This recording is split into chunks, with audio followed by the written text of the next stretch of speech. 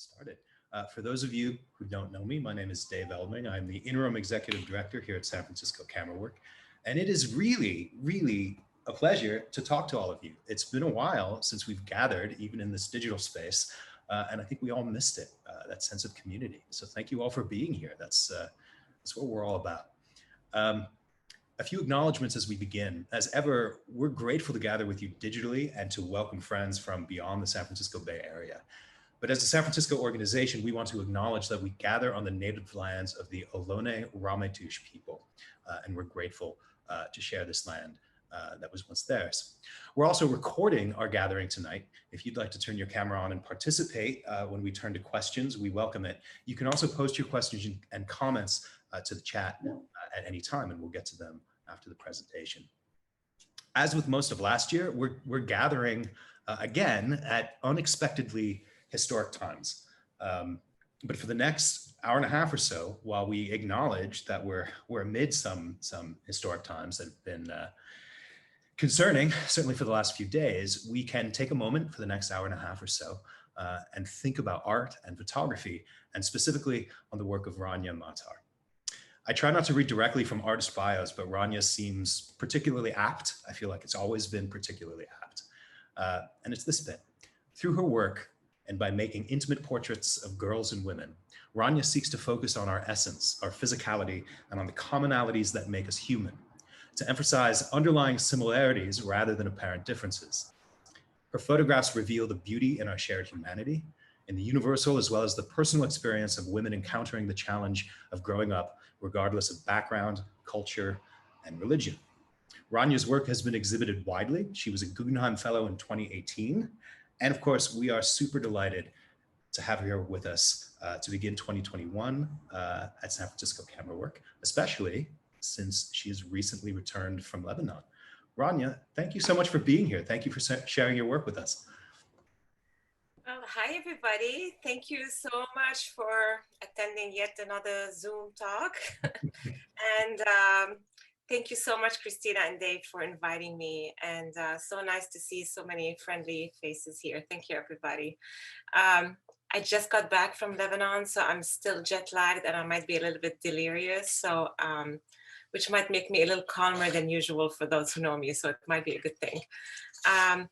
So I'm gonna start. I'm going to talk a little bit about my background, how it affected my work, and I'm going to go through different projects and how one led to another and all of that. So I will go ahead and share my screen if it's okay. Share and view slideshow. So, okay. I always get a little nervous, but it will be fine.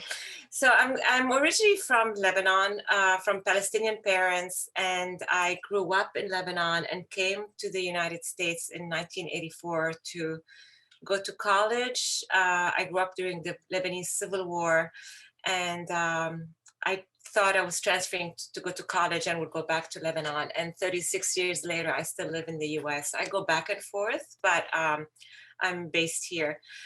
So I'm trained as an architect, and I worked as an architect for a few years and got into photography originally to take better pictures of my children.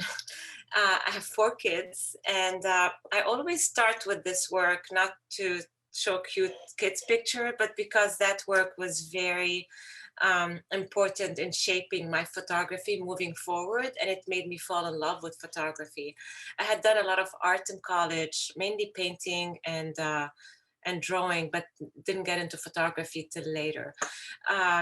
We used to get young women who like to take pictures of holiday cards for us. It was always a fiasco. And I'm like, I should do this. And I started taking classes and ended up and found out that I'm taking very different photos from what I thought I would take. And I fell in love with the whole craft of photography and with telling stories through photography.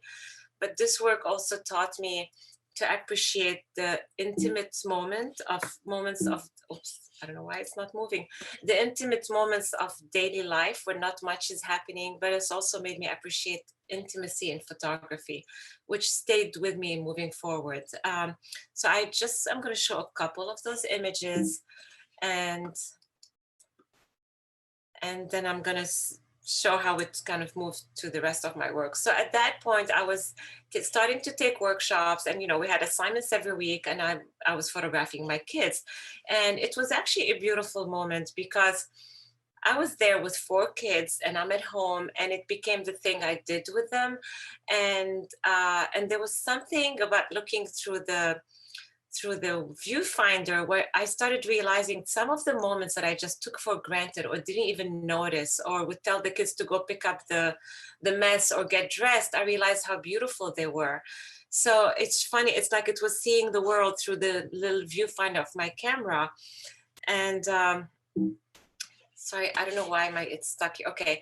So anyway, so I eventually, I was doing that. Then that was in the 2000. Eventually, I decided after September 11 is when I felt like I really switched to becoming really a photographer. I became, at that point I was living in the US, I was having my kids, we bought a house, and then the whole rhetoric was this them versus us, and this whole division where the Middle East was portrayed in general like it's everybody from there is a terrorist, and it kind of shattered a little bit my whole sense of identity. Like I am them and I am us, so how do I fit in that?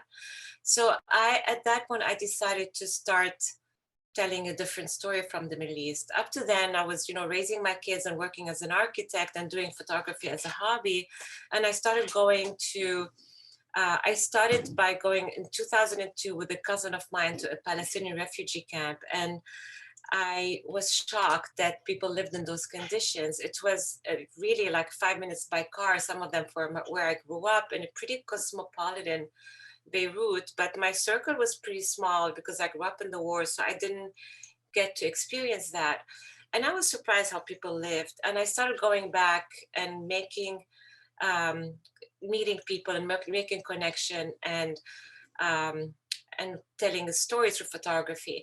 And I never even, and then I showed my portfolio to somebody at a portfolio review, and I showed the early images I had made in the refugee camps and the images of my kids.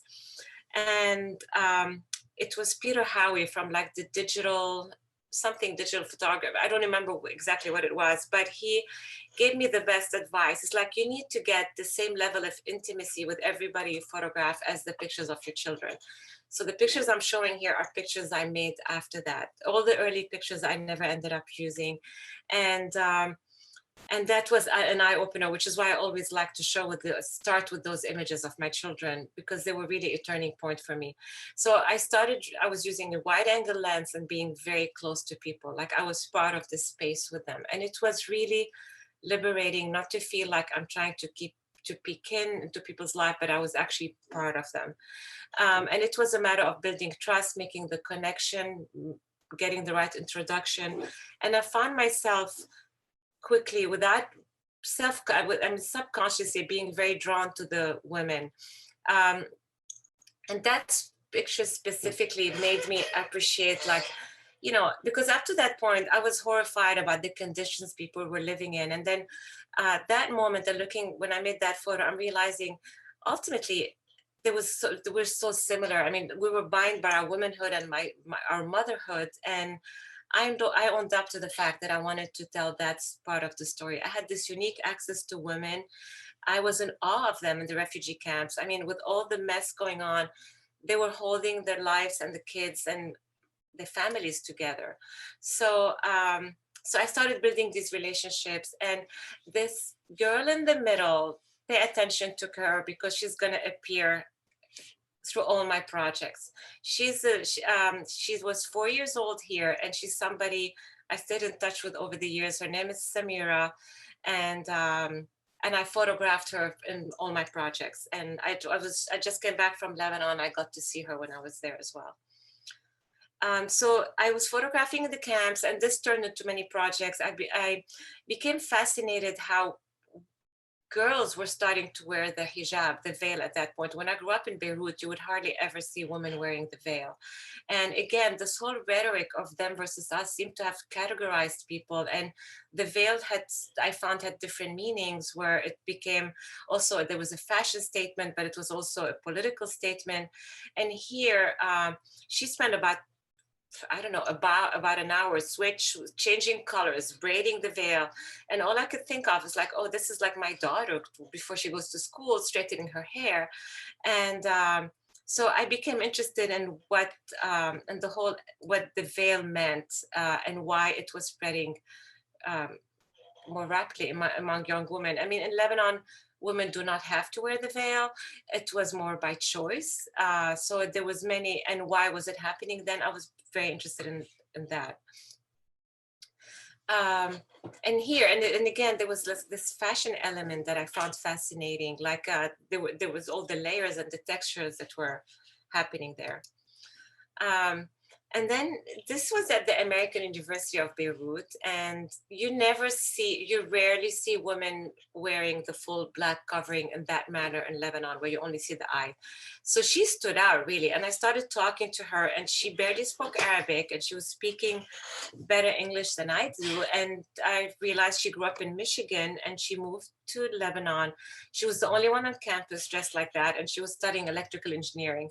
So the whole complexity of it for me were fascinating, because, and again, and you see the same shape of the eye opening is the same shape of the low-rise jeans, which I have to say, I noticed it in my dark room. I'm like, oh my God, this is perfect, because this is really Lebanon. You have all these things and people and living side by side. So there was so many layers to that. And then in 2006, I got stuck in the war between Hezbollah and Israel. And I had just arrived the night before with my 4 children and didn't get to see anybody. And we were trying to plan how to escape. And eventually, my father-in-law got us to escape via Damascus, Syria, which was safe at the time. And this is the image. This is what we crossed at the borders. And that's the only picture I took at that moment. So I realized when I saw that, because up to that point, it was just about me and wanting to get my kids out of there. And why am I stuck there? And we don't, and I saw that and I realized everybody had a story. And this image made me realize I wanted to go back and photograph the aftermath of war. But that's the only image I took during the war, and I took it at the border, and my father-in-law almost had a heart attack because we were at the Syrian border, and here I am jumping out of the car to make that photo. So I ended up going back to Lebanon when the war was over. My kids were back safely in the US, and it was pretty incredible, the resilience our people were rebuilding. So this image specifically became the cover of my first book. You could see here, there's like, there's this crane with a wrecking ball that you can't even see, but the wrecking ball is hammering on those buildings all day long, and the buildings are made out of concrete, so it takes days for them to fall down. But they were so damaged, so people couldn't get in and get their belongings. But people who used to live there and escaped would come and wait all day, so that they wanted to be there when the buildings fall to go look for their stuff in the rubble, which I found incredible. But there's life happening at the same time. And for me, this was more important than the destruction. There was this humanity, that kind of the woman looking at her daughter, that with a smile, and the daughter looks like a phoenix rising out of the ashes. So for me, this summarized a lot Lebanon, really. And I title it Barbie Girl. And funny enough, he's wearing the Spider-Man shirt. So here the families would go and put their chairs where their houses used to be. And again, it's like there's another moment in the photography that happens in the editing and in the looking at the images where I realized her skirt matches the building in some way.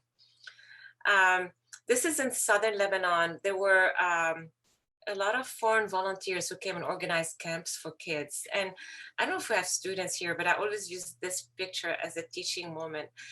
She's juggling.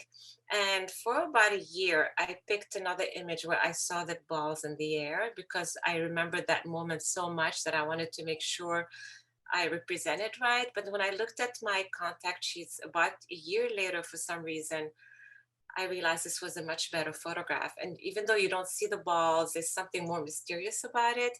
So I titled it Juggling, but you don't see the balls. But there was something so bizarre about the moment. I mean, he's jumping ropes here. There's a soccer ball, a Lebanese flag, and the walls are blown out completely. And here she's overlooking the village that was destroyed. Those were in southern Lebanon. And I went back and I was going to photograph. There was an event happening for those women, and then it got canceled because of the rain. And somebody came and gave them newspapers, and I found that very funny. And the irony of it all is like the woman who's covering her face is the one who's not covering her head. And I love the handbag sitting there. There's like a coffee cup at the bottom. And then I decided I wanted to photograph as well the very devout Christian life in Lebanon.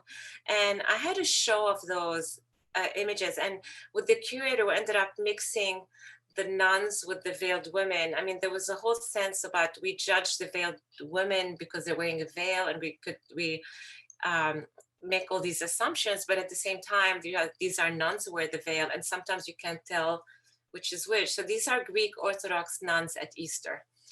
And I love those two images together, I have to say. Not sorry, I don't know what's happening. Okay, I love those two images together. And again, this is a veiled woman, and she's holding her cigarettes, and there's something very sensual about the moment that I thought was pretty beautiful. I pretended I was photographing the water because I didn't want to disturb the moment. And this is a nun at the convent in northern Lebanon.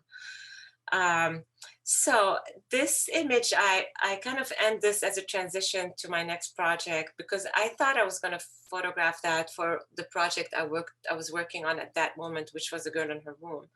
But I decided to make it part of this work that I titled eventually Ordinary Lives. And that was my first book. But here, this is in Jaffa. My father's originally from Jaffa, and I went there trying to look for his house, and I couldn't find it. But I met this girl, and I wanted to photograph her. Her brother didn't want to be in the picture, so he kind of stood behind me, and he didn't realize that he actually made my picture. Eventually, out of honesty, I had to tell him that I'm seeing him in the photograph. But I did use this picture because I love the image, and I love almost the symbolism of him in the box there and the composition of it. So at some point, I felt like I was done with this work. It became a book, and I'm living in the United States, and I decided I want to photograph something here. My daughter by then, and that's not my daughter. My daughters inspire my work, but they're not really part of it directly, besides the fact that I see them in every single young woman I'm photographing.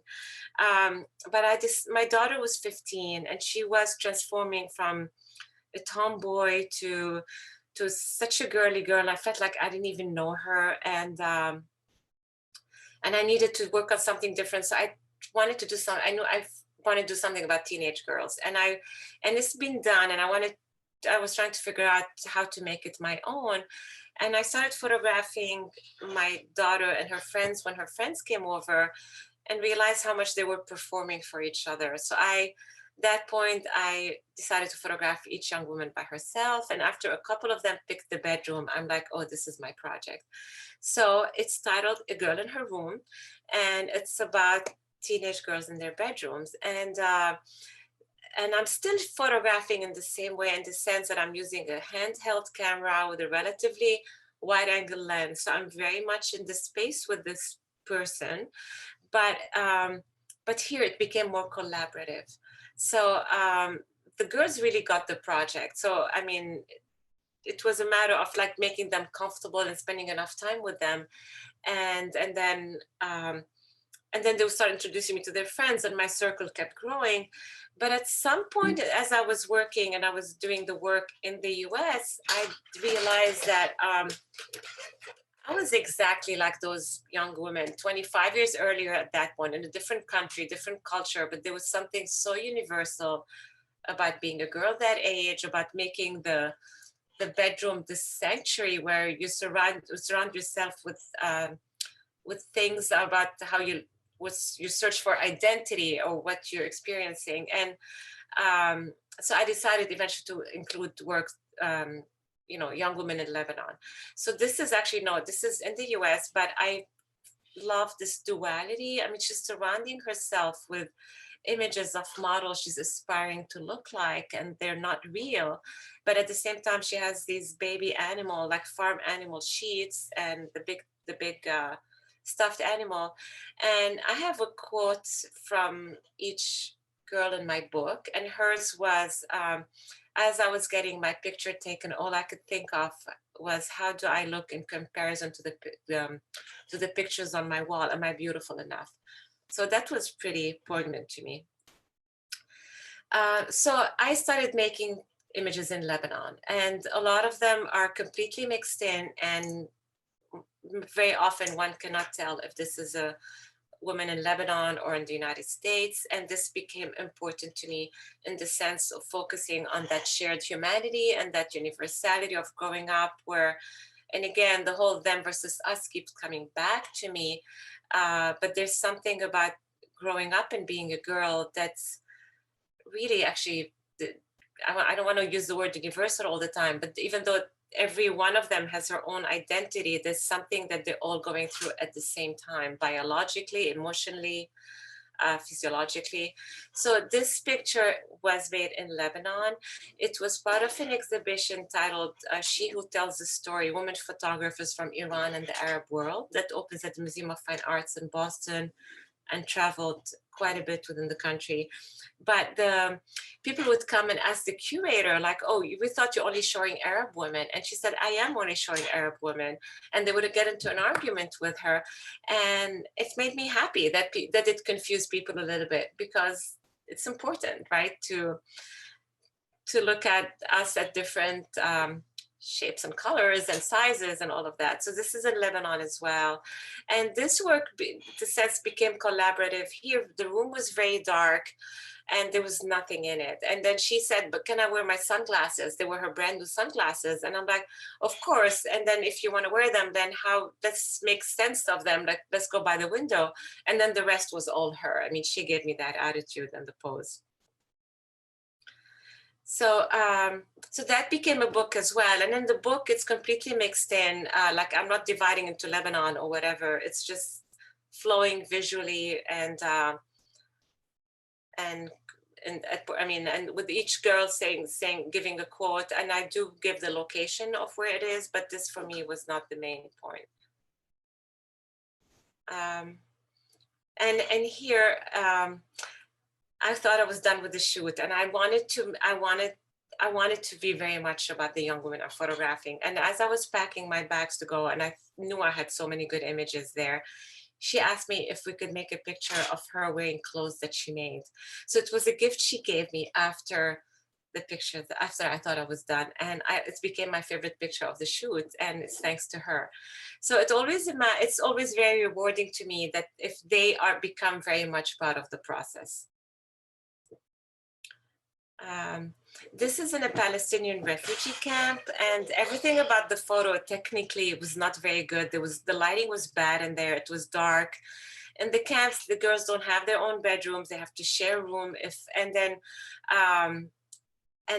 What I realized is that there always is a little corner of the space that they kind of make their own. And here it was her closet, but she dressed up for the shoot like Hannah Montana in her closet, and she posed like her.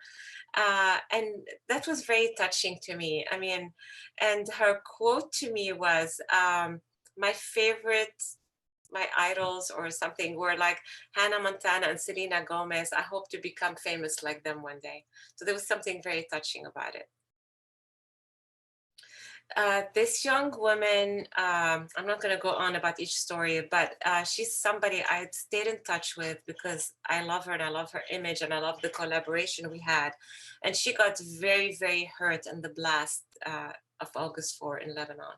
I woke up one morning to a post on her Instagram about a month and a half after it, almost the same post, and she was covered with blood, and she's going to be okay. But it's actually, it was pretty intense to have known somebody intimately and know that she went through that. So this is her room, and after a while I was losing everything in the room. I realized, Emma, your room is on the floor. So she went on the one on the floor, and I went from above and photographed her. At some point I became more interested in the girl herself and the woman, young woman, and the body language. And like here, my favorite part of that image is the way she's holding, I want to make sure I'm okay with time, holding her her toe, and here, but what's happening with the toes again. And it kind of, and my younger daughter at that point was 12. That's not my daughter again, but, and so it turned into another project very gradually. So the other work became my second book, A Girl in Her Room. And I became fascinated with this like pre-teen, pre-puberty age of when the body is starting to change, and the attitude, but they're still very much little girls. And so this turned into my other project. And one time we were in Lebanon, my daughter was laying down, and my father-in-law came and is like, look at her, l'enfant femme, which is, it doesn't translate right to English because it says child woman, and this has a very different connotation. But l'enfant femme was that age of like, they're starting to be aware of that womanhood, of the woman in them, and of their sexuality, and but they're very much little girls. So I turned that into a project, and here it became different in the sense that it's very much about the gaze. And I asked the girls not to smile, and I let them 100% pose themselves. I do not direct them at all. For instance, here I went to photograph her sisters, and she was pouting in the background. And, you know, I'm a mom. So I told the mom, I'll photograph her too. She was a little younger. So for me, I just did it as a favor. But she came, and I'm like, oh my God, the camera loves her. And she had like this bun only to one side and the one nail like that. And she posed herself like that, which I thought was very beautiful. And there was something about that age as well, where they're starting to want to pose, but they're very awkward. And I call that beautifully awkward or touchingly awkward. And so I don't know, this is that. It's when the limbs become kind of long and they don't know what to do with them a little bit as well. And here, I mean, there's something so beautiful, I think, about this kind of wanting to pose, but not, so I don't make them do any of that. This is 100% them.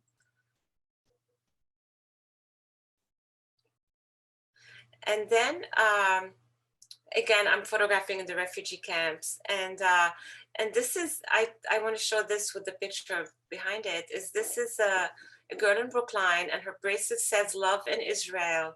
But the way she's holding her, she's 12 years old, and the way she's holding herself and the tilt of the head. And then I have this girl in the refugee camp. This is Samira again, who I photographed, who I introduced you to before, but almost the same tilt of the head and the same pose. And it was when I was editing for the book that I realized that, oh my God, they have to be together. And I really love how they do speak to each other as images.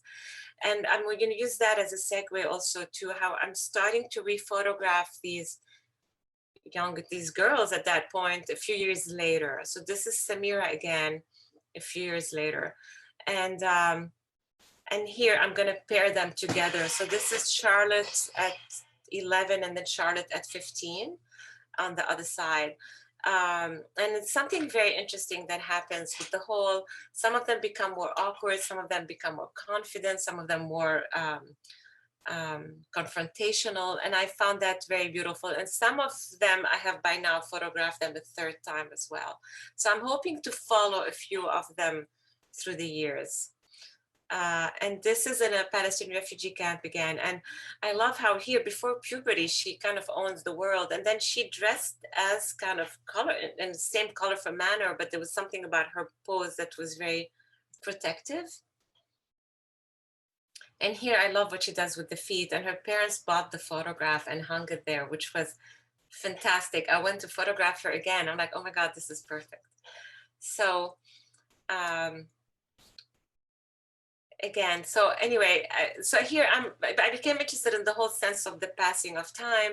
And at the same time, my older daughter by now is about to go to college. And I'm realizing that my whole relationship to her was about to change. My role as a mother was about to change. I lost my own mother at the age of 3. I grew up with just my father, and I'm learning my whole relationships with my daughters firsthand, really. And so I turned into a project about mothers and daughters. And at these two transitional points, in a way, where the daughter's about to leave home and mother's in middle age, I realized up to that point, I'm thinking of myself as, you know, as a kid as a kid with kids, really, and realize that, you know, as my daughters are and my kids are growing up and my daughter's leaving home, I'm getting older. So for me, this image became the signature of that project. It's like, in the sense that they almost look identical, 30 years apart. This is one image that's like a corner of a wall, and one of them is standing on one side and one of the other. But there's also the sense of the mother with that protective stance, and the daughter was almost like owns the world with life ahead of her. So for me, this became very much, as I was doing this work without realizing where it was going, this picture kind of just made me own up to it.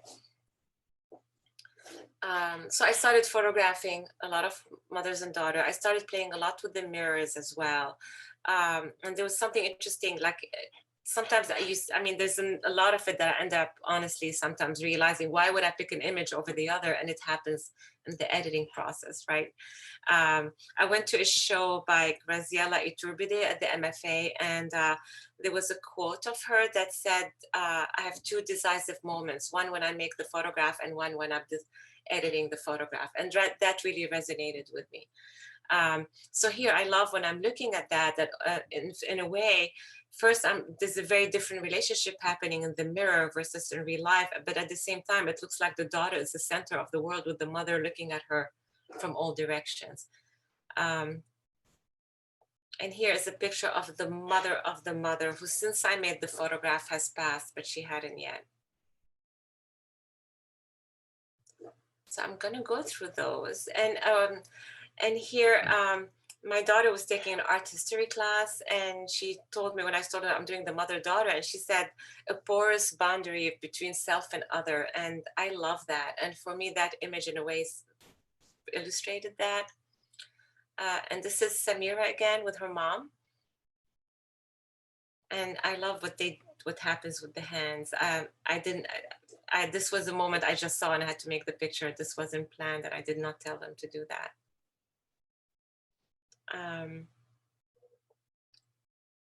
And here, the mother is the painter, and she made the paintings that she said represented her daughter.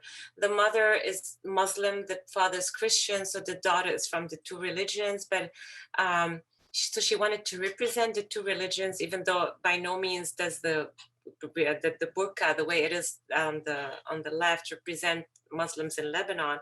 But for her, it was conceptual. At the same time, she wanted to represent the teenage years of her daughter, where you want it to be all about you and in your face, but at the same time, you want to hide and disappear.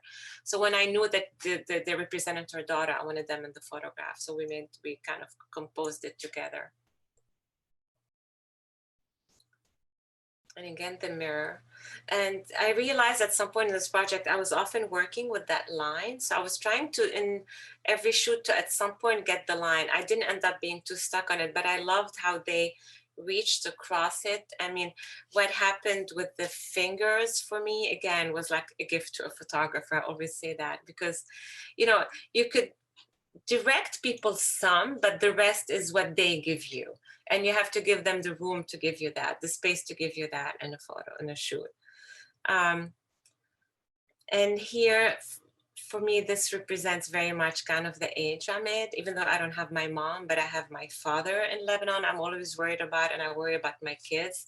And this is like the sandwich age. And here, the irony of it is the mother and the daughter's names are both the same, Lida, and the mother's looking at herself in the mirror, almost looking for her own identity. Somehow, I wasn't thinking of all this, I was making the pictures. It's a lot of it that I see it and I start reading into it in the edit. And I'm going to talk briefly about that photo. She is the older lady, is a very famous Lebanese artist. Her name is Huguette Calan. And this is the next age group, basically. And I'm photographing her. I went to photograph her. I went to photograph the daughter with her daughter. But when I saw the mom was there, I was starstruck because I love her work. And I asked to photograph Brigitte, the daughter, with her mom. The mother was wearing her painting smock, but she didn't look like she was present. And I got very emotional because, you know, I could tell she's no longer painting. So I started crying. When I started crying, they both started crying. So I put down my camera, and the mother, Huguette, the artist, literally told me, I thought she was not even aware of what was happening. And she told me, "You're an artist, emotions are important, don't stop." So she actually gave me permission to make that photograph. She passed 2 years ago, and now her daughter, the photo used to bother her, and now the daughter keeps telling me, "But my mom wanted you to make that picture." So she loves the photo. So I'm going to move on to what I had been working on and what I'm working on now. This is in the process to becoming a book. This is a series that started a little more intuitively, maybe, even though all my work kind of starts intuitively and turns into a project. I was invited to do a residency in Ohio in the spring of 2017 at Kenyon College. And I absolutely fell in love with the rural landscape of Ohio. And I didn't even, I mean, I didn't know what I was supposed to do in the thing. I was supposed to talk to classes, but I realized they wanted me to make work. So I started collaborating with the students there. And of course, as with all my work, there are the ages of my daughters. And I realized that symbolically I'm photographing these young women when they left home. So whereas in the other work, I was photographing the girls and the young women and the mothers and daughters, the domesticity of the space, here I'm photographing them in the landscape when they leave home. So it started with Ohio, and eventually I took the work to Lebanon again, which is what I do in all my projects. There was an added element here is I had been losing my hair. It's back, thank God, but I didn't know what it was. And I didn't realize how unsettling it would be because I felt like it was part of my texture and my physicality that I couldn't control. And I became obsessed with that sense of texture and physicality in this work. So there was something like of a very tactile element that became important in this body of work. And the hair. And then when I talk about hair, again, I'm also interested in the headscarf as part of which is what you could say is similar to hair in a way. So here's Samira again with her sister, and I love how they became intertwined. So this became again very collaborative with the young women, with the women now. They're older, they're in their 20s. I'm following their leads a lot about what they want to do. So here, for example, this is Rachel, who told me once I was telling her what I'm doing, she's like, "Well, my best friend is my horse, and she's been riding since she was 3. So I met her in Connecticut, and we made that photograph." And I wanted that to be, and again, my daughters are in that age bracket, and I'm realizing how hard it is to be 20 today. And there's a parallel life happening on their phones, on Instagram and all that. And I wanted this project to feel very much about the moment, the presence, the physicality of it. And the relationship to nature and to the backdrop in Lebanon is often the walls or the texture that's left from the civil war. That's kind of part of their collective memory. But they're not, I didn't want them to be passive in the landscape. They're in an active way in the landscape. And some of the images this one in particular actually got selected to be part of a show at the National Museum of Women in the Art, and it was titled Live Dangerously. And I actually love that the curators saw that aspect of the live dangerously in those images, and I ran with it. I feel like the project changed a little bit from that moment on because I wanted it to feel like they're actually active in the landscape, that they're taking risks, that and I'm taking risks with them. And I want it to be about empowering them as well. And so this is an albino Black woman, and I did not know that. I met her. I was in Miami and with my daughter on her spring break, and we were waiting to go eat at a restaurant. And I see this big head of, blonde hair in front of me, and I literally like poked her on the shoulder, and she turned around. I'm like, I would love to photograph you. I hadn't even seen her face. And she's like, okay. I'm like, but I'm leaving this afternoon to go back to Boston. So we kind of have to do it today, but I don't have my camera with me. She's like, okay, I don't have anything planned today. So she came back with me to my hotel, and I got my camera and we went outside. It was noon, which is probably the worst time to photograph, but somehow the sky was just perfect. All of it was, the stars aligned. And I love that we did that. And eventually that picture was exhibited at the museum, and she went to see her photo. And I kept thanking her, like, thank you for being part of this project. And she replied to me, thank you for seeing the beauty in me. And that really what made me so happy. And then when the photo was exhibited and I told her about it, she was from Wichita, Kansas. I mean, our paths literally coincide, like we overlapped in Miami for a day, which was beautiful. But then she ended up flying to DC to see her photo, and the museum acquired the picture, and they had told her that before I even knew that it went through. So she put this big post on Facebook that I never knew I was being part of something so monumental. Now my great-great-grandkids could go see their grandmother at the museum and all this. So that was beautiful. So anyway, and here, this is on like a big rock in Lebanon, and she was climbing and she kept seeing me stare at the water where I could see her reflection.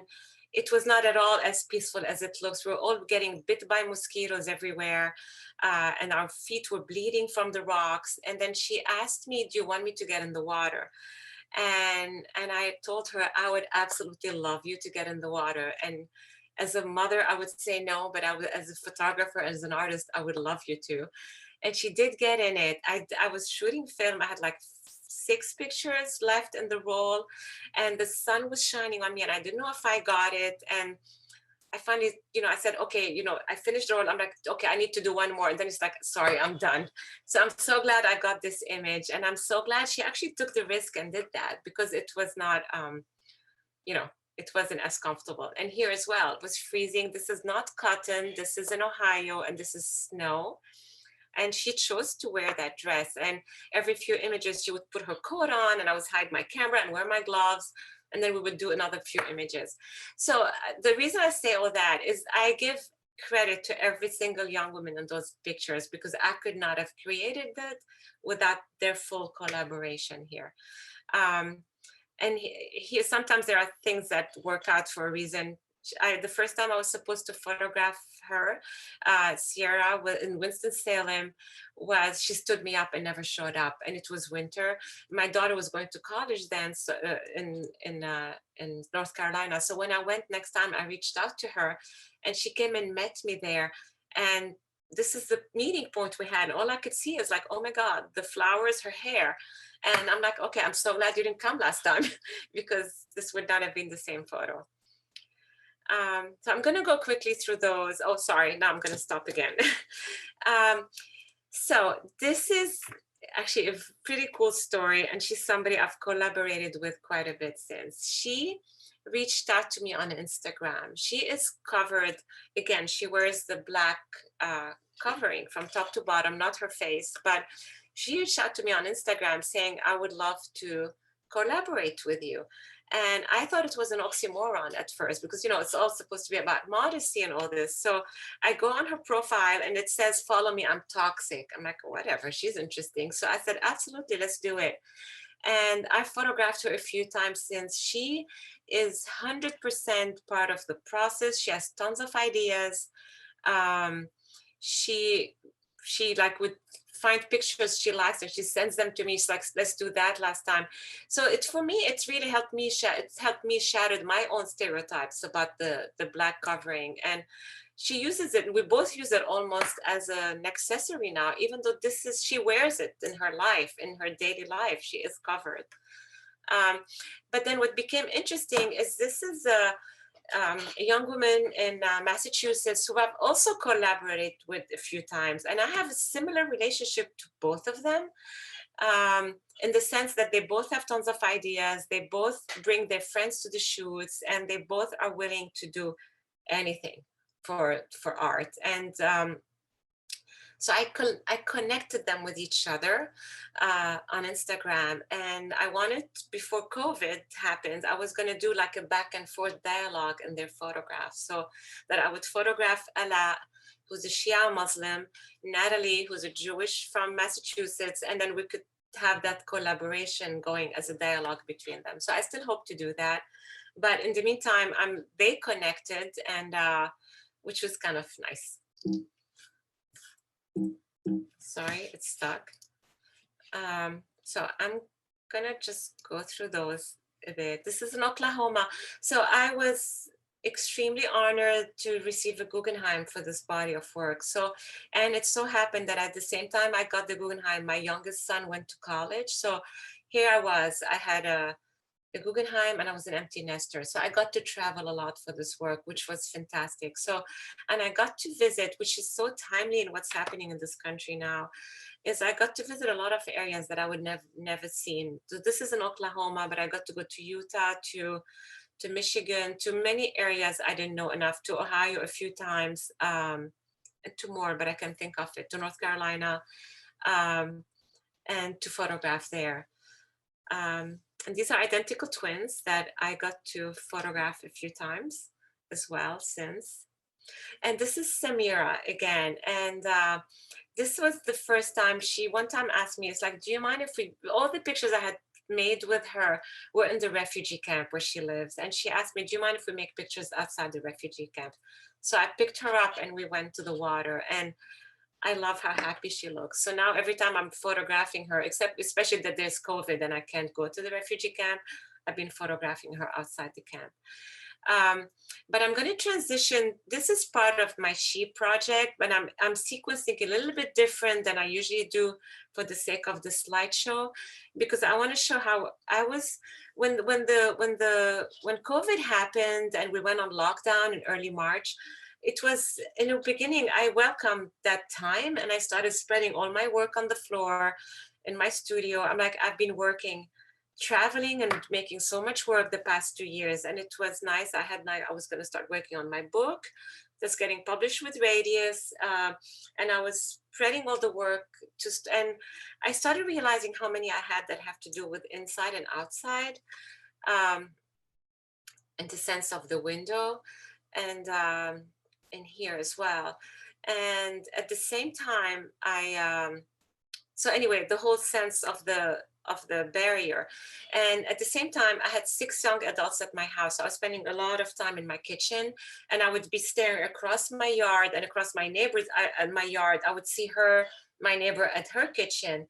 And all of a sudden I had this aha moment, like, oh my God, I should make this a project.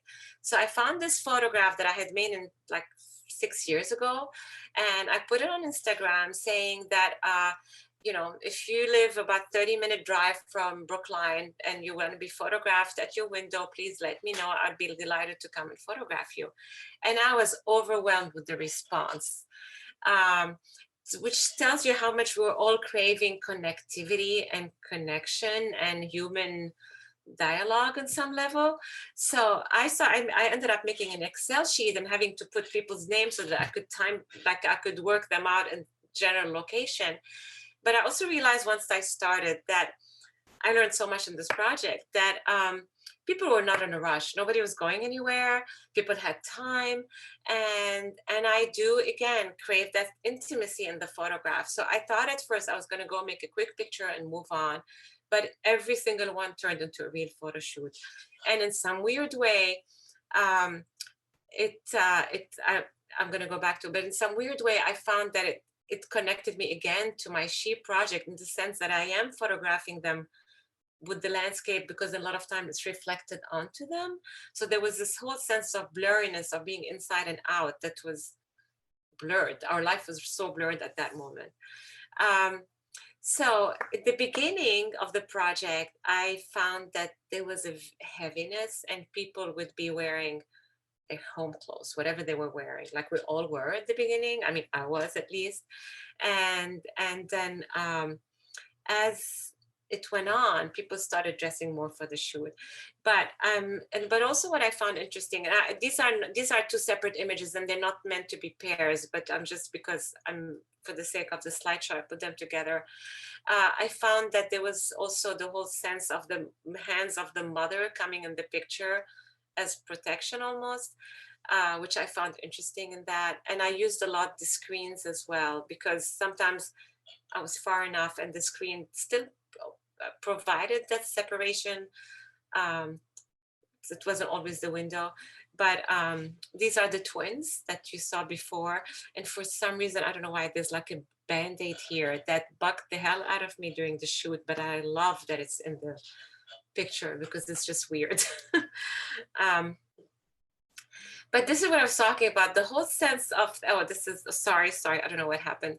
Okay, the whole sense of the outside and inside and the reflection became so blurred, and I realized I was owning it at that point. So like here I went there and the flowers were so pink, and I'm like looking at her, I'm like, do you have a pink dress? And she's like, I do. So she kind of drew that.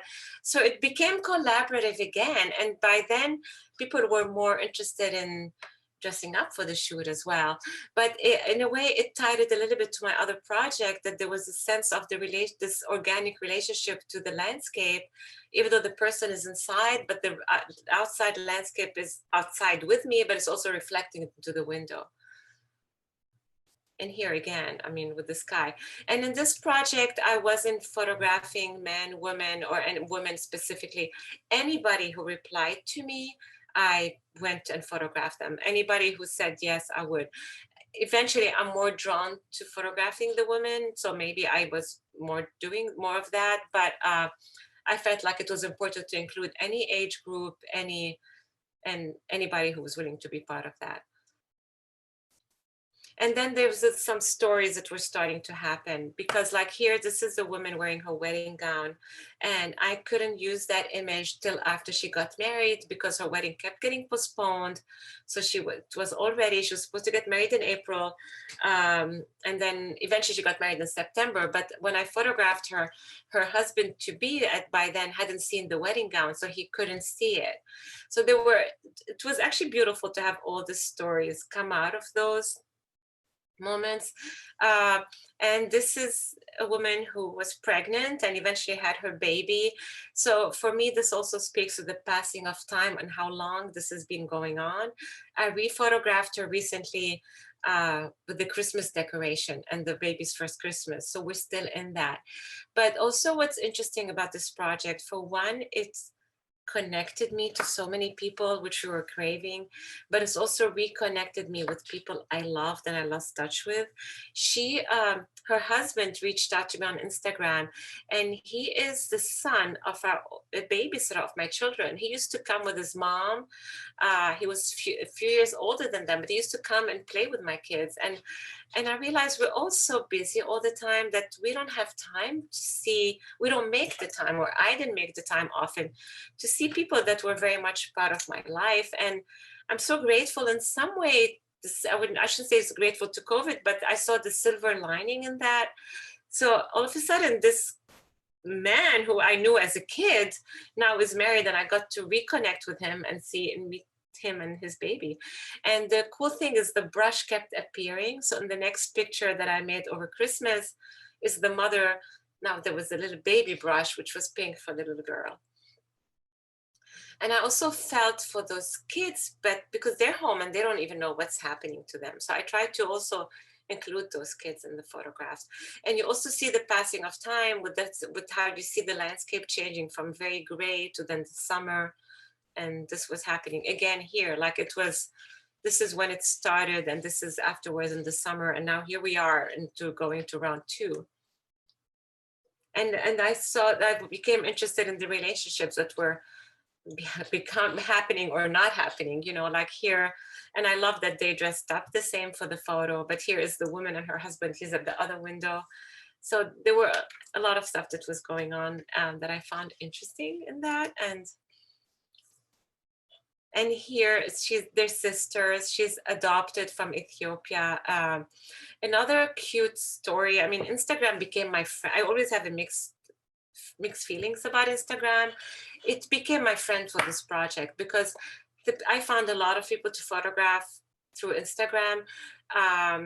I got a museum show that's opening actually tomorrow on Friday at the Cornell Fine Arts Museum. Because of that, it's a solo show. And I got a big spread in the Boston Globe. But the best one was I posted that image after the killing of George Floyd and saying, I want to focus on love. And I got a message on Instagram of a woman telling me, I would love to offer this picture to the ICA, the Institute of Contemporary Art, Boston. I mean, it was 11 o'clock at night, I almost fell out of bed. I'm like, you don't always get that. So I made peace with Instagram after this project, I want to say. And then what was interesting is eventually I started also seeing the window, not only me, but the person on the other side. It's almost like a stage and there was this performance happening in it. She's a tango dancer, so there was some of that. And here, this is Cyrus, who was part of the auction at the SF Camera Work. And he is, actually, that was a very cool story as well. He is Persian. He went to school with my kids. Actually, sorry, they go by they since, but so my kids recommended I get in touch with them. And I went there and they wore, I have a hard time with it. I'm not used to that yet, but they wore their mother's Comme des Garçons shirt for the shoot. And he loved the whole sense of performance. But I love that he wrote on Instagram that, you know, the whole, that he identified as, you know, non-binary Iranian, I don't know, I wish I had it in front of me to read it to you, but you know, that I gave him a safe place to express himself. I mean, he owned it. He was great. And here again, I mean, there was this sense of people that started dressing up for the shoots. That was pretty cool. And I'm going to end with this photo because this picture, I had photographed her and I thought I was done with the shoot. And then at the end, she asked me, she said, do you mind making a picture for me, for her? And she took those stones and she put them on for me. And it was beautiful. She had just bought that store and it was like, it sells dream catchers, rocks with messages and all that. And that's the picture I ended up using. But it reminded me to mention something. She actually gave me, you know, a lot of those. I mean, she offered me 2 of those, one that says courage and one that says thank you. This project for me was very much about the importance of connectivity.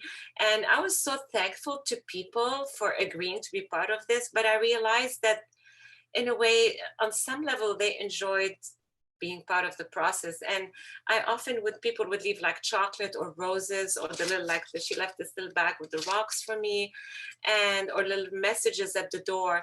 So it just proved to me like it was so important, that whole sense of connection and connectivity that we kind of took for granted almost. Actually, I thought I was done, but if we have a minute, can I show a couple more? Because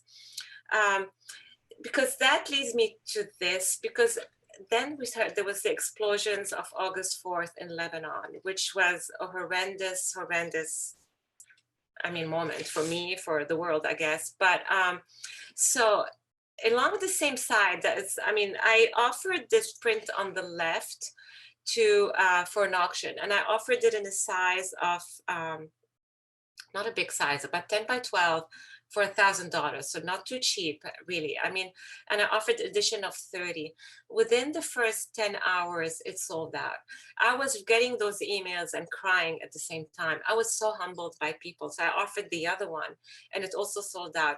And I didn't even have time for both to shut down the PayPal before. So I ended up having 30 plus 3. So it helped me raise $67,000 because somebody gave 2,000 for one. So so for me, and the same with the window, it's just, this has been a rough year for all of us, for many of us. And I realized that I needed to focus on that sense of this connection and humanity. And that it came through for me in this past year through these rough moments, you know, through the windows, meeting people, and through how people really came through so fast for something that was horrible. So anyway, I went back to Lebanon a couple of times since, and I'm not going to start a whole new project, but just show a couple, because I thought I wanted to photograph after the explosion, then realized I don't want to. I wanted to focus on this young generation who is really holding on and focusing on the beauty despite all. So I just made this couple of images, and this is Ala again, and this is the port, if you see it in the back here, that was bombed, but it's the other side of it that's bombed. And so this was that. And this is Samira, who I photographed through the window in the car.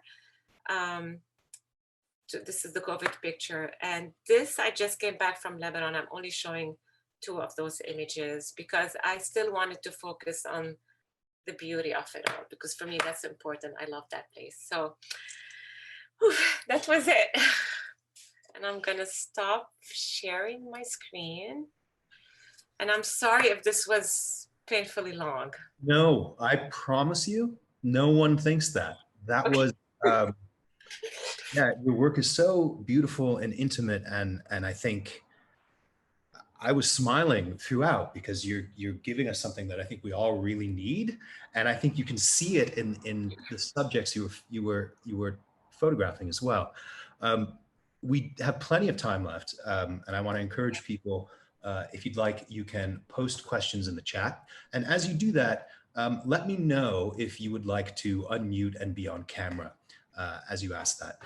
I want to acknowledge a couple questions that came through in the chat that you actually spoke to a little bit in terms of how you work with natural light. You mentioned having a handheld camera, and the word you mentioned most often was collaboration, the way you create a stage for your subjects. And I wonder if you can speak a little bit more to your process, not just technically, but what's the choreography between you and the subjects? And you also mentioned the process of editing, that you let things happen and you notice the beauty after the fact. And I wonder if you can share a little bit more about the mechanics of that collaboration, that choreography, for lack of a better way of putting it. You know, first is I noticed the beauty on the spot, but I leave room to, there's room to discover things on the other side. So, but the collaboration first is, I honestly go into every single shoot not knowing what the hell I'm gonna do. So there's something that I feel as vulnerable as the person I'm photographing in a way, because I don't know what I'm doing. I don't know what to expect often, and there's a beauty in that I discovered, because you just start seeing things with new eyes. If you're going to a place you don't know, photographing somebody you don't know, so there's something that's refreshing that happens. I work with very little equipment. It's actually almost embarrassing. I just use a handheld camera, and up to very recently I was using film. I bought a digital camera for the Windows project because nobody was developing film at that point, and there was an immediacy to it. So I use a handheld camera, natural light. I move around. I was talking to a friend of mine today who's actually here because I posted a picture on Instagram photographing the person in front of me. And then I posted the one where she took a picture of me where I was kneeling in the water with my hair all over the place. So I kind of let the moment happen, and I'm trying to think about how to answer that well.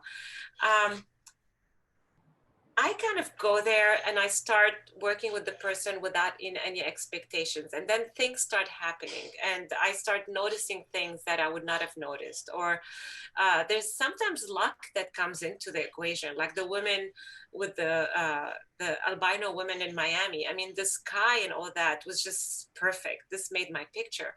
So there's some of that being there.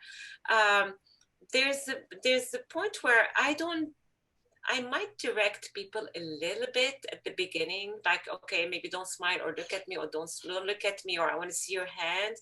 But I don't over direct them because I want it to be about them. And then, and then once you start, I kind of ask them often, like, what do you think? Or what would you like to do? Or well, I want them to feel comfortable in the shoot. And then as they feel comfortable, often they have ideas. So I feel like it's important to let people give you their ideas. Sometimes they don't amount to anything, but at least out of respect, I try it. And sometimes I try it and it gives me another idea that comes out of that. So I feel like it's important to make room for people to feel comfortable. I apologize a lot when I'm photographing, and I don't mean that to be a good thing, but I think people realize that I don't come across as too professional, maybe. So maybe it makes it gives them room to feel a little bit more at ease in a way. And I don't know if that answers it, but the fact that I don't have a lot of equipment also doesn't feel threatening. Like I don't come with lighting or anything, or not even a tripod. I mean, so I kind of go around and move around, and you know, I think it makes your work that much more extraordinary. Like all the technical photographers in the house are probably milestone because you have this composition and the lighting and everything. You're collaborating and creating these moments that are just stunning and uplifting. I'm echoing words that I'm. You know what? I have tons of fun at those shoots, really. I mean, for me, and I want it to be. I honestly make it a point. I want it to be fun with the women. So I like the women who went in the water, like on the rock, as I said, or Ella, the woman in the yellow water again. I mean, these would never happen at the beginning of a shoot. First, there's no way they're going to do that. I mean, if you ask me or them, I would say no, there's no way. So there's something nice about a gradual pushing of the limits for both of us that happens. And I think it's important to give them room to be willing to do that. I can't push because I want to be respectful, and I would never ask them to get in the water. But the minute she asked, I jumped on it, right? And I feel like there's a satisfaction on their part as well to feel like they're doing something that that they got a little bit out of their comfort zone, right? So I hope that answers the question. I'm trying to think as. No, I think you're answering it. You're speaking to the dynamic of a relationship, and I think that's what comes through in the work. That you've created a comfortable, happy place where people who often don't have a platform to express themselves, to feel beautiful, making that possible, I think comes through the work. Oh, sorry, I'm going to jump on that. Thank you for saying this, because all these women I'm photographing, they're not models. I'm stopping them on the street. I'm like, they're just normal. I mean, everybody's normal. They're just people who are as I'm there. And I love that. I mean, they're telling me I've never done that, or I'm so uncomfortable. I'm like, perfect. So I think this is important. And I do want them to feel beautiful. I think they are beautiful. And, but another thing also, like when I teach portraiture, it's like the women I showed at the end with her kind of laying her head over that architecture. She did that. I didn't ask her to do that. And I found that very beautiful. It might be more posed than I would have thought, but I thought it was just beautiful. I mean, she's holding on to this gorgeous Lebanese architecture in the middle of destruction, and her hair was hanging, and she did that. I mean, what I do at that point, if I see it, I'm like, oh my God, hold it. I'm like, oh, you know what? I'm not seeing your feet. Can you move your feet a little bit this way? So I do instruct them, but without being over. That's that sense of composition. It's kind of segues nicely into a question that our board president, Michelle Branch, just posted. She asked about your training as an architect. How do you think it influences ways of seeing and practicing photography? I noticed the composition in a lot of your, I think we all did, in so much of your work. I didn't make the connection to architecture, but it's also, I think, what makes the fact that you're doing it so handheld and on the fly, they seem so lovely. Does being an architect help with that or influence that? Absolutely. I mean, and I think it's just the visual training that's there, period. I mean, and maybe it's to a detriment and sometimes, because I'm always a stickler about the lines being parallel to the frame and the focus and all this. So there is an architecture. I'm still very much an architect when I'm working. I also tend to be structured in a way. I mean, my whole life is chaos. I have 4 kids, right? But I'm very structured in the way I work, in the sense that I tend to work by project as well. So I think I still function as an architect, even though I'm no longer working as an architect. But compositionally, absolutely. And in the sense of texture and color and all that, it's just the visual training that became second nature that I don't even think about anymore. So thank you for asking that. And sorry, and could go back on the windows. I mean, this went full circle in a way, because now I am photographing architecture in some way, right? And an architectural element, and putting the person in it, right? Would anybody, I just want to open up the mic again. Feel free to post in the chat or give me a wave if you've got a question and want to be off mute. I could ask questions for a while. I have a question. Please, Mark. Yeah, actually, it's, am I echoing? You're echoing a bit there. Okay, I'll take care of that. Okay, is that better? It is, thank you. Okay. Yeah, so I just want to say, I don't really have a question, but seeing your photography, it's really inspiring to me. And it realizes I have to get doing a project. So it's just tremendous. It really is tremendous work. And you're really humble about it, which actually makes it that much more impressive. So thank you so much. Well, thank you for saying that. But, you know, so I want to say something, because sometimes when you say I want to work on a project, it's daunting. So I'm sorry. Yeah, like often when I teach and I'm trying to tell people like, okay, to come with a project, it's kind of very daunting, because like, oh my God, I have to have a project. So sometimes I would say start with an idea. And I mean, for me, that's how I do it. I kind of start with an idea, and then it turns into a project. And sometimes it turns into a project that's slightly different from where I thought it was going to start, you know, which is kind of cool. So let it happen. But thank you for saying that. Thank you. Thank you. Thanks, Mark. You know, as you began your slideshow, I found myself looking for temporal markers, because I was thinking, this kind of intimacy, how does it hold up in an era of social media and Instagram? And I was looking at first, I'm like, all right, this looks maybe pre-iPhone. And then I saw one of the young women, it looked like she had an early model iPhone on it. And then as you shared more about your process, you know, moving from film to digital, I thought, oh, I wonder if it's different when you're working in a medium where you can't show instant feedback versus the instant feedback you get when you're shooting digitally or when you post something to Instagram. And I found myself really curious about this dynamic and pleasantly surprised that you described Instagram as your friend. I would think that it might result. Not always. Yeah, how did all this work? How did it make sense? The relationship? I still don't know, to be honest with you. I have a love-hate relationship to Instagram. Okay. For this project specifically, it was my friend, and the Windows project, I could not have done it without Instagram. And I have to say, this whole lockdown, I mean, literally almost everybody I photographed was through Instagram. Even the kid I reconnected, I mean, the father now, who was the son of the babysitter, I lost track of them. It was through Instagram. So, and because, and you know, and I love seeing what my friends are doing and what's happening. And especially when we were not connected with people, when you couldn't go to art fairs anymore or to exhibitions or whatever, Instagram was a good tool to have. So in that sense, I think it was very good.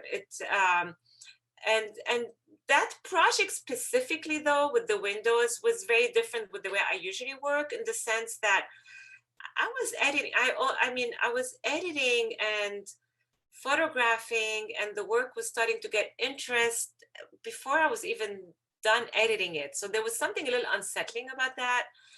Even though in some way life went on hold in many ways during the COVID, this kind of felt like it was faster than my regular process. But besides that, I feel like Instagram, it's a little bit of pressure now, because I'm like, oh, I need to post something. And you look at everybody's work, I'm like, oh, I need to be posting something today.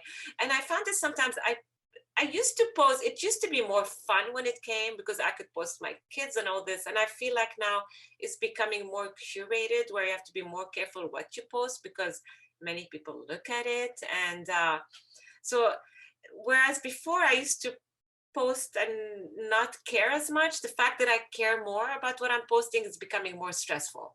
Does that make sense a little bit? You're muted maybe. That makes sense, but I wanted to follow up in a because what I'm curious about, you had photographs that were made of young women presenting themselves and posing and interacting with you before social media, and then later on, it's clearly a part of their lives. And you also documented their influences in their rooms and so on. Did you see a difference in your interaction with them as those technologies and the way we share photography changed, or is there something constant throughout? With my relationship with them, there's no difference at all, because I don't deal with the phone when nobody deals with the phone. I mean, a couple of times, if I love a moment, I would say, oh my God, I need to take a picture by phone, because I would say this way I could send it to them, and then and it takes the stress off my back, not having to wait to develop the film, because I like to send them something. But then sometimes I found out that, oh my God, the picture I took on the film is better than on my phone is better than when I have on film. So I stopped using the phone, because if I'm going to get it, it has to be on my camera, right? So on the moment when we're interacting, the phone is not really between us. And I learned one time, I was shooting a mother and daughter, and I thought there was a beautiful picture, and I took it on the phone because I wanted to show it to the mom. And all she could see was like, oh my God, look at my neck. And it ruined the photo shoot for me, because it made me obsessed about her neck. And I'm like, oh my God. So I learned to never show the pictures in the middle of a shoot, because the people are, I mean, it's human nature. I would do the same if I'm being photographed. They're not looking at the art piece. They're looking about how they're looking in that picture at that moment, right? And eventually when I send it to them at the end and the picture is edited and whatever, then they get it, because then it's after the fact, but it's not directing the shoot as it's happening. So I don't know if that answers your question, but I'm trying to keep this, and especially with the new work, which is why I was saying, I want it to completely be about the present moment that we're sharing, and not at all about this, because I started this almost as a reaction to social media. I'm seeing how hard it is for my kids, especially for my daughters now, with this whole obsession with everybody, what they're posting. And I wanted these young women to feel powerful and beautiful and be in the moment without the phone being anywhere present. And to give them credit, they don't look at their phones at all when we're shooting. It's not even around. So does that answer it a little bit? It absolutely did. Thank you. It's interesting to see how that relationship has changed over time with social media, and you're creating a safe space for expression. It seems on a lot of different fronts, in terms of in their homes and in their being, but you're also creating a space where they're not monitored. They're not thinking, or not in the same way anyway. It's not. The interesting thing about it though is they often expect me to post the picture on Instagram after. And for a while I was, but then I'm like, I don't want to just be sharing all my work. So I explained to them now that, I'm going to send you a few photos. You're welcome to share it. I'm not going to share everything. So if I'm not sharing your picture on Instagram, it does not mean that I don't like your photograph. It just means it will be, I'm trying to hold on to things, not to share everything. So that's a little bit where it becomes tricky. Joy, in the chat, please. Yeah, thank you. I just wanted to ask what you're doing in terms of sharing your work in Lebanon. I actually saw the announcement about this, this afternoon. I'm in Eastern Canada. And I said, gosh, I work with, or I'm doing stuff with a lot of Lebanese artists, and they would be fascinated by this, but it's like 5 o'clock in the morning in Beirut. And so they couldn't watch this. And so I'm just wondering, are you showing your work in Lebanon? Are you working with other artists? I work with a gallery in Lebanon, and I had a show at the AUB, the American University of Beirut, last year. I had a solo show right before COVID hit. So I'm so happy that I got to have that. It's always makes me so emotional when I show my work there. I mean, I had the exhibition at AUB, and they wanted me to go give a speech, and here I am. I'm staring at my childhood friends, at my older father, and I burst out crying. I couldn't speak. So there's another level of it. Even though this is home for me now, there's something there that connects me emotionally to the place. I don't know. Right now, I mean, yes, art is big in Lebanon, and now if I have, when the book comes out, I hope I'll have a show or book signing there. I've had book signings and exhibition there. Right now, Lebanon is a little bit in a different place, and it's the COVID is off the roof right now. Destruction and all this. So it's even though I have to say, probably people are anxious to look at art and do other stuff. I mean, so, and the other thing I try to do for Lebanon is I try to be, which I did maybe too much of to my own detriment. Like after I raised the fundraiser for Lebanon, I probably should have stopped. Anytime anybody was asking me, I'm like, oh my God, yes. I got to a point where I gave away more pictures than I should have probably, but I couldn't say no. So art was, and it's important for me to kind of be involved artistically there as well. A lot of my work is made there. So yeah, I mean, there are other talks. I mean, I don't know. Yeah, most of them are in the evening here, which is kind of tough, right? Yeah, it's even tough for people in the US because of the time zones. If we have the URL, for me here right now. Pardon? It's 10:20 here. I'm in Boston right now. Oh yeah, it's midnight where I am. I'm in Newfoundland. Thank you so much. And Rania, I have a question, if it's possible. Please, Julio. Yes. Hi, Rania, thank you. Your work is fascinating. It's so inspiring. It's beautiful, beautiful, beautiful. Specifically, how long does your sessions last? I mean, is it 45 minutes, an hour, 2 hours? And let's say you go to a sitting, an appointment, and then you come back, you see the results, and then if you don't like the results, you go back because you think there was something there, or you just do everything in that one session? Okay, very good questions. I would say the shoots are about an average hour and a half. I feel like after, I'm working with one person one-on-one, and again, they're not models. I mean, first, right. It's a lot of concentration on their end, but I feel like at some point, I just stop seeing, and it hits me as well. Like it's, right. Unless I get in my car and go somewhere else, the moment is kind of just, I think, you feel like it's over at some point. And sometimes it's 2 hours, sometimes it's an hour. So I think it depends as well on the person and the place and how much time we each have.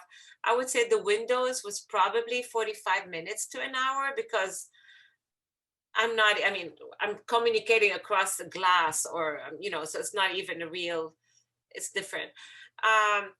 I rarely go back and reshoot a thing. If a couple of times, if I wanted to go back for something, it ended up being a whole other shoot together somehow, because it creates something different. But I don't think I've ever gotten back to redo the same thing. Typically, I will find something that I like, and if I didn't like, then it's a different shoot somehow. Right. And do you pick a specific time of the day? I mean, obviously, this is during the daytime, but do you like morning light, like 10 a.m. or in the afternoonish? What do you have a preference? I mean, typically, I would say morning light before 10, or like early morning light or late afternoon lights are beautiful. midday light, unless I'm inside and it doesn't matter, is probably the worst to photograph outside. Again, that's women on the beach with the yellow hair, was all the stars aligned that day for me. It was the midday light, which was, and it's one of my favorite pictures, and the midday light would have been the worst. So I got, this is not something I could give myself credit for. There was luck involved. So I would say midday light is tough if you're shooting outside. Unless it's a very gray day, and then it doesn't matter as much. But sometimes it's hard when you're shooting people, you have to accommodate their schedules, which is tough. Yes. Thank you. I'm going to buy your book. Thank you. Thanks. We have a few more minutes. I think he's here. One of the, Mark Durant is writing, he wrote a beautiful essay for my book. And I don't know if he's still here, but he was here. Oh, that's great.